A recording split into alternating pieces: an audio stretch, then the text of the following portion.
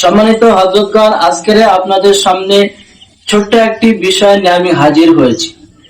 বিষয়টি হচ্ছে বর্তমান জামানার সব থেকে বড় একটি ভাইরাস হচ্ছে স্বামী স্ত্রীর মধ্যে গন্ডগোল এবং আপনার পরকীয়া এত পরিমাণে বেড়ে গিয়েছে। এর স্বামী তার সাথে জুটে আছে, এমনকি এটা মহিলাদের মধ্যেও ব্যাপকভাবে মাথাচাড়া দিয়েছে। তো অনেক হযরতগণ এই বিষয়ে আমাকে পার্সোনাল জানিয়েছে যে হযরত বশীকরণের মারাত্মক একটি আমল আমাদেরকে বলে দেন। তো ইনশাআল্লাহ যারা আমভাবেই যে সমস্ত ভাইরা এবং বোনেরা আপনারা এই সমস্যার মধ্যে আছেন, আপনারাও এই আমলটা করতে পারেন। মুতাব্বির হযরতগণ, আপনারাও এই আমলটা করতে পারেন। আল্লাহর রহমতে এটা দিয়ে আমি 100% কাজ পেয়েছি এবং যার কারণে আমি আপনাদেরকে বলছি।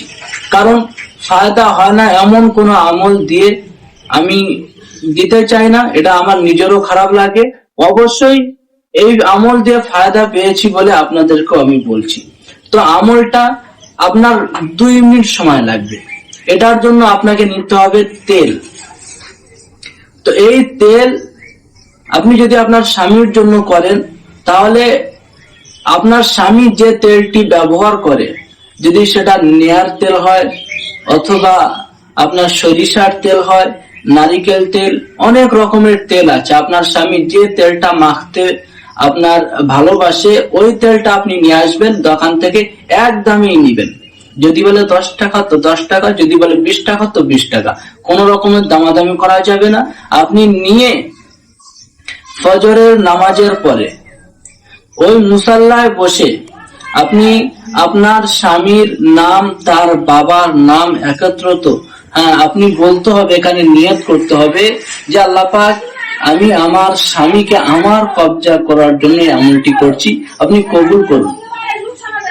এরপরে আপনি ডালাটা, ঢাকনাটা খুলে নেবেন, নিয়ে সর্বপ্রথম আল্লাহ রাসূল সাল্লাল্লাহু আলাইহি ওয়াসাল্লামের শানে 7 মর্তবা আপনি দরুদ পাঠ করবেন।